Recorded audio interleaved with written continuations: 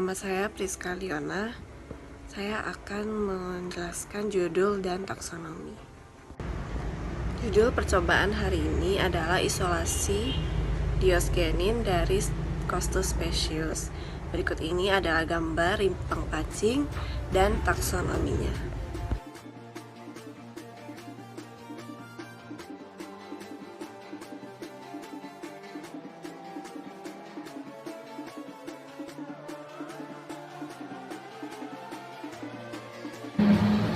Selanjutnya, saya Vivian Wijaya akan menjelaskan mengenai apa itu Diosgenin serta manfaatnya. Apa itu diosgenin? Diosgenin adalah sapogenin steroid yang merupakan hidrolisat dari diosin yang dapat ditemukan dari berbagai tumbuhan.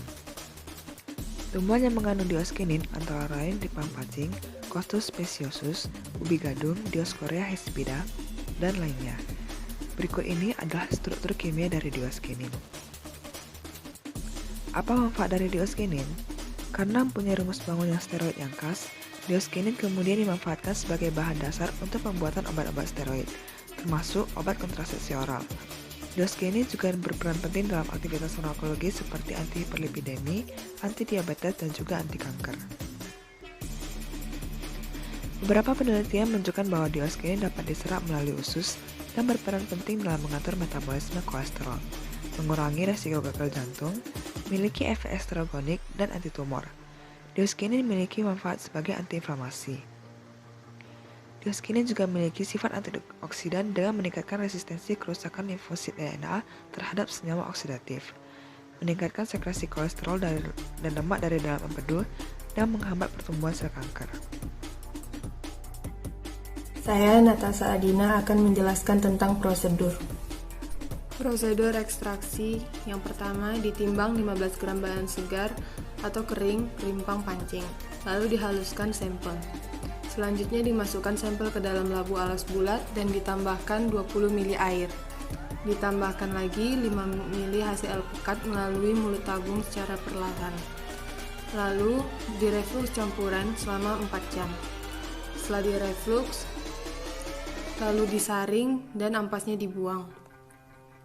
Dimasukkan filtrat ke dalam corong pisah dan disari dengan 20 ml CHCl3 sebanyak 3 kali. Dikumpulkan sari CHCl3 dan diuapkan pelarutnya sehingga diperoleh sari kasar diosgenin. Aqueous berfungsi sebagai pelarut, HCl sebagai katalisator, dan CHCl3 untuk mengikat diosgenin. Prinsip reflux yaitu pelarut yang digunakan akan menguap pada suhu tinggi, namun didinginkan dengan kondensor sehingga pelarut yang berbentuk uap akan mengembun pada kondensor dan turun lagi, sehingga pelarut tetap ada selama reaksi berlangsung. Keuntungan dari reflux ini adalah dapat dibiarkan dalam jangka waktu lama tanpa perlu penambahan pelarut atau takut bejana mendidih dan kering. Selanjutnya, saya Firda Sekar akan menjelaskan mengenai prosedur identifikasi diosgenin menggunakan KLT.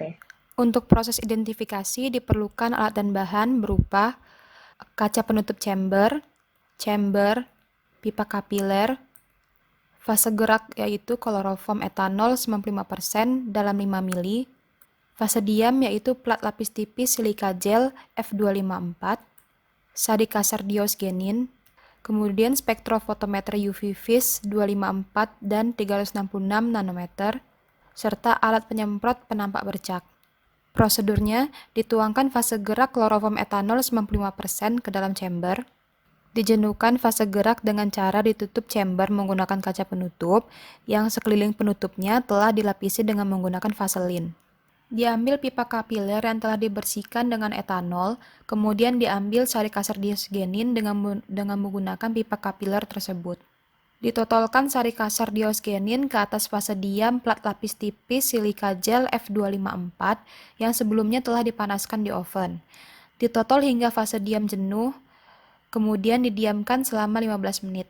Dimasukkan fase diam ke dalam fase gerak yang sudah dijenuhkan, ditutup kembali chamber, dan biarkan hingga fase gerak naik ke batas atas fase diam. Jika sudah naik, diambil fase diam, dilihat noda menggunakan spektrofotometer UV vis pada panjang gelombang 254 nanometer dan juga 366 nanometer.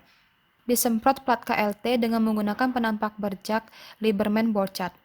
Kemudian dilihat kembali noda yang telah diberi penampak bercak menggunakan spektrofotometer UV Vis 254 nanometer dan 366 nanometer. Dihitung nilai RF untuk membuktikan bahwa terdapat diosgenin pada rimpang pacing. Berikut hasil nilai RF sebelum penyemprotan dan juga nilai RF sesudah penyemprotan. Saya Magdalena Sitorus, selanjutnya saya akan membaca kesimpulan. Jadi kesimpulannya adalah, setelah proses elusi, dilihat plat KLT dengan sinar UV 366 nanometer dan didapatkan hasil RF1 0,125 berwarna hijau, RF2 0,225 warna hijau, RF3 0,3125 warna hijau, RF4 0,75 berwarna hijau, RF5 0,4125 berwarna hijau, dan RF6 sama dengan 0,625 berwarna kuning.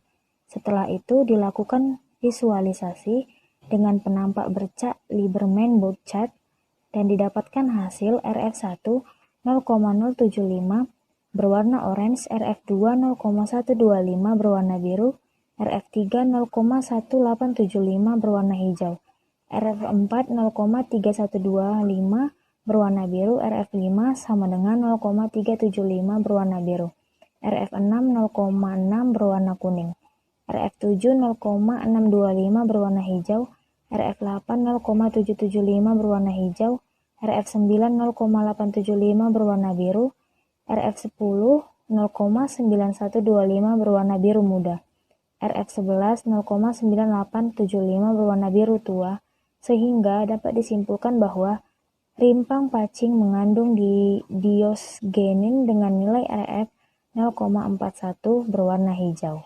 Adalah gambar dari hasil yang didapatkan.